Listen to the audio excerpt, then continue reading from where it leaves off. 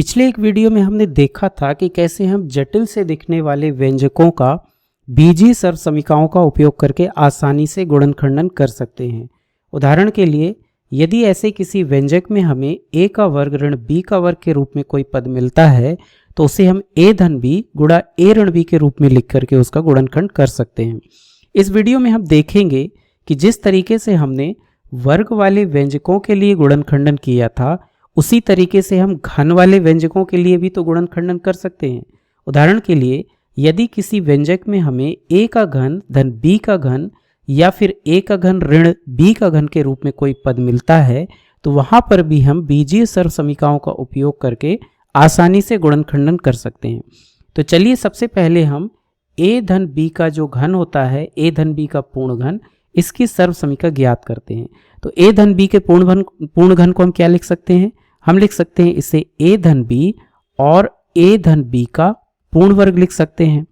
अब यहाँ पर जो a धन b का पूर्ण वर्ग है ये एक सर्वसमीका होती है जिसका विस्तार होता है a का वर्ग धन b का वर्ग धन 2ab, यानी कि इसे हम आगे कैसे लिख सकते हैं? a धन b और दूसरे कोष्टक में आ जाएगा a का वर्ग धन b का वर्ग धन 2ab। ठीक है, ये हमारा इसका अगला चरण हुआ। अब हम क्या कर सकते हैं? हमें पहले कोष्टक के प्रत्येक पद का गुणा दूसरे कोष्टक के प्रत्येक पद के साथ करना होगा। तो यदि हम a का गुणा पहले इनसे करें तो क्या हो जाएगा? a का हमें घन मिलेगा, a का गुणा a से, फिर a का गुणा हमें b के वर्ग से करना होगा। तो अगला पद हमें मिलेगा a b का वर्ग और इसी के बाद अगला पद मिलेगा a और 2ab यानी कि 2a का वर्ग b हो जाएगा। इसी तरीके से अब हम b का गुणा कर लेते हैं तो क्या हो जाएगा? a का वर्ग b धन b का वर्ग से b का गुणा होगा तो b की घात 3 यानी b घन और धन 2a b का वर्ग हो जाएगा।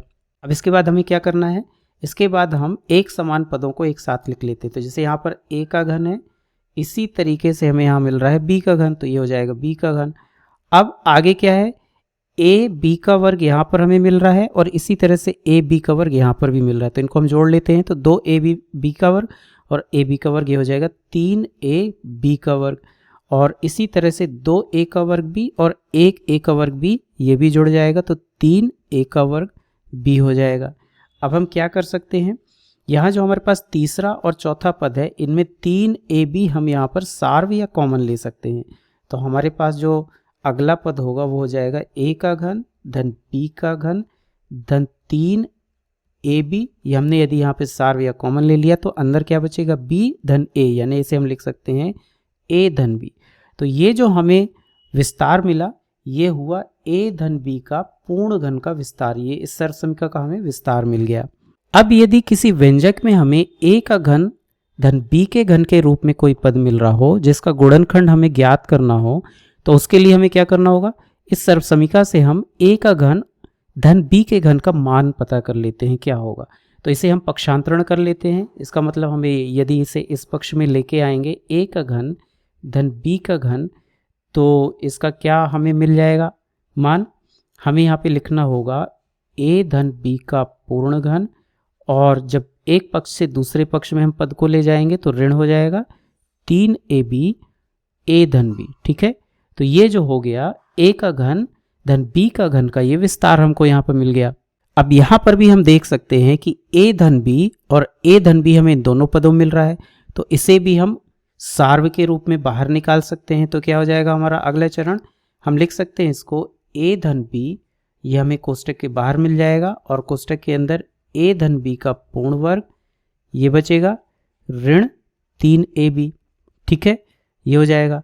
अब इसको भी हम आगे विस्तार कर सकते हैं तो क्या हो जाएगा? ये a धन b और कोष्टक के अंदर हो जाएगा a का वर्ग धन b का वर्ग धन 2ab और ऋण 3ab।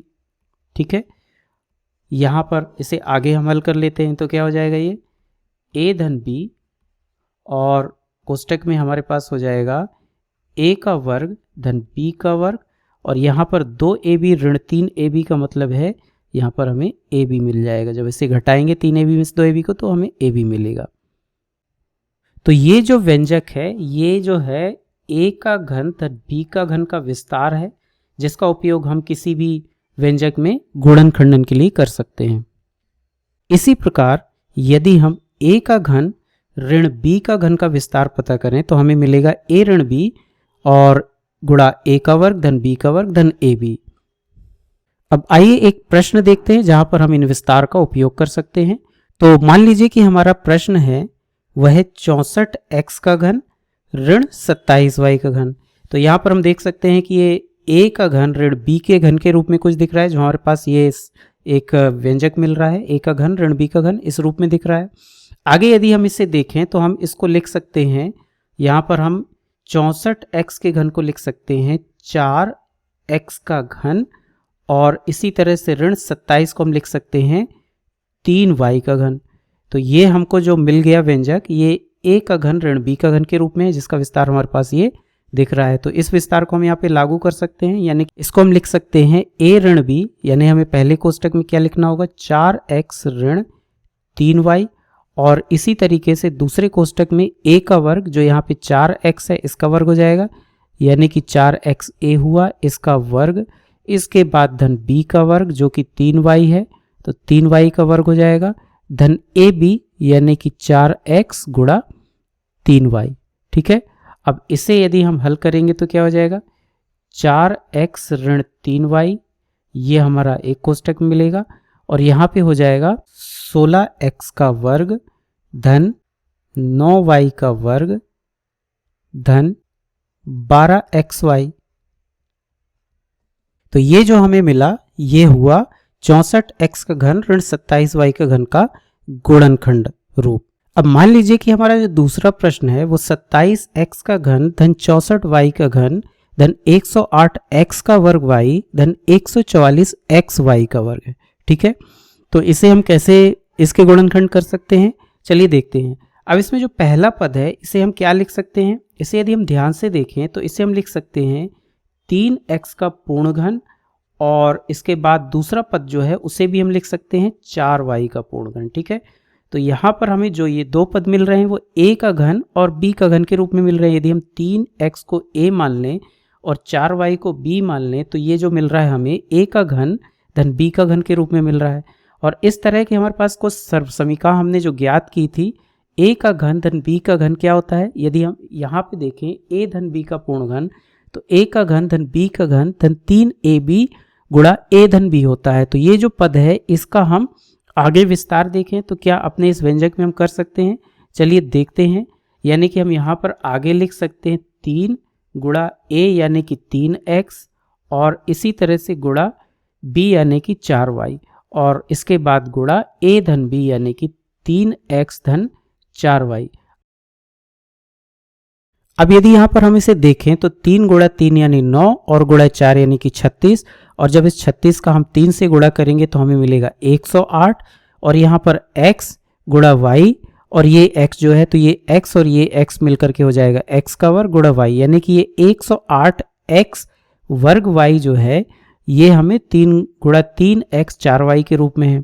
इसी तरीके से यदि इस पद का गुणा हम कोष्टक के भीतर के 4y से करेंगे तो हमें 144x y का वर्ग मिल जाएगा। इसका मतलब ये हुआ कि जो हमारे पास ये विस्तार मिल रहा है ये क्या है, ये जो विस्तार हमें मिल रहा है ये a धन b का पूर्ण घन का ही विस्तार है। तो इसे हम इस रूप में लिख सकते हैं, यानी कि a धन b का पूर्ण घन क्या हो जाएगा, a हमारे पास 3x है धन 4y, ये हो जाएगा हमारा b, और इसका पूर्ण घन हो गया। तो ये जो हमारे पास व्यंजक है वो 3x धन 4y के पूर्ण घन का ही विस्तार है। तो इस तरह से हम देख सकते हैं कि यहाँ पर हम इस तरह के व्यंजकों में भी सर्वसमीका का उपयोग करके इनका गुणनखंड आसानी से ज्ञात कर सकते हैं।